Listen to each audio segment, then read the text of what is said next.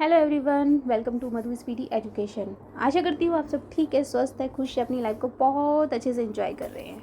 आज हम भारत के कुछ महत्वपूर्ण नारों के बारे में पढ़ेंगे। सबसे पहले है हमारा जय जवान जय किसान। ये नारा लाल बहादुर शास्त्री जी ने दिया था। लाल बहादुर शास्त्री जी जो है वो हमारे देश के दूसरे प्रधानमंत्री हैं।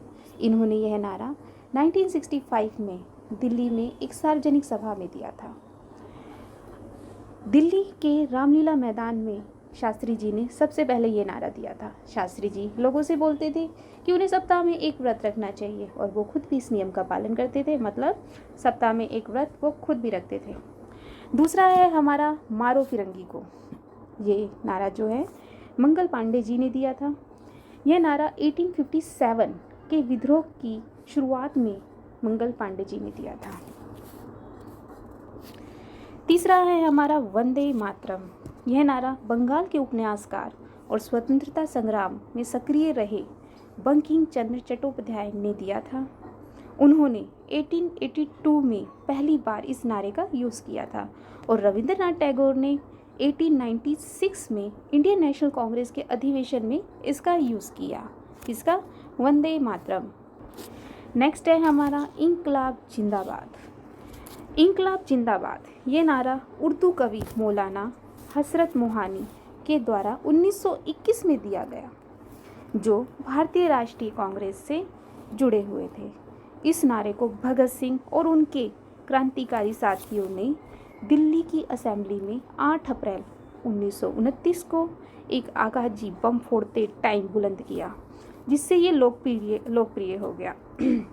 इस नारे का यूज़ स्वतंत्रता आंदोलन की रैलियों में बहुत बार हुआ है, इसलिए हमेशा बोला जाता है कि इंकलाब जिंदाबाद का नारा जो है भगत सिंह ने दिया है। लेकिन वो इसलिए बोला जाता है क्योंकि उन्होंने ये नारा फेमस किया है, लेकिन रियलिटी में नारा जो है इंकलाब जिंदाबाद मौलाना हसरत मोहानी की देन है। नेक्स्ट है वेदों की ओर लौटो। ये नारा जो है दयानंद सरस्वती ने दिया था। ये नारा दयानंद सरस्वती ने दिया था क्योंकि वो हमेशा से ये जानते थे कि जो वेद हैं, वेद हमेशा से सुरक्षा और धार्मिक सत्य के भंडार रहे हैं। वो हमें सामाजिक धर्म की जड़ों के बारे में बताते हैं, इसलिए वो हमेशा कहते थे वेदों की ओर लौटो। नेक्स्ट है हमारा भारत छोड़ो।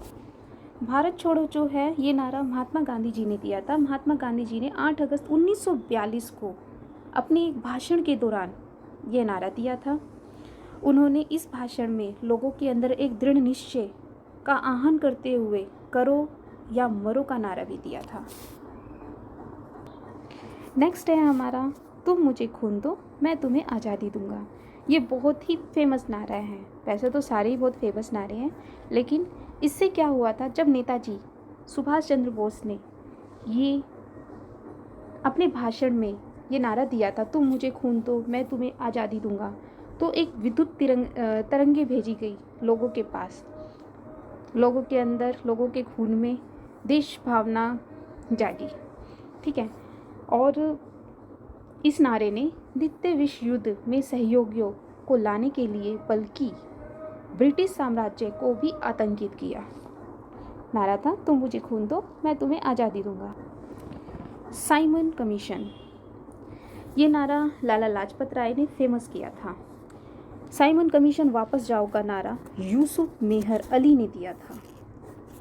यूसुफ कांग्रेस सोशलिस्ट पार्टी के संस्थापक थे। साइमन कमीशन 3 फरवरी 1928 को भारत आया और उसने अपनी रिपोर्ट 27 मई 1930 को प्रस्तुत की थी।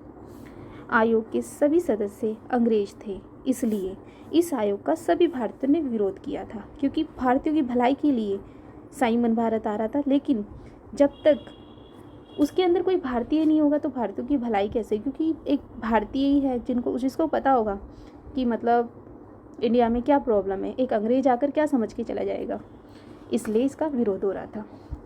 3 फरवरी 1928 की रात में मुंबई के मूल बंदरगाह पर पानी के जहाज से साइमन कमीशन के सदस्य उतरे।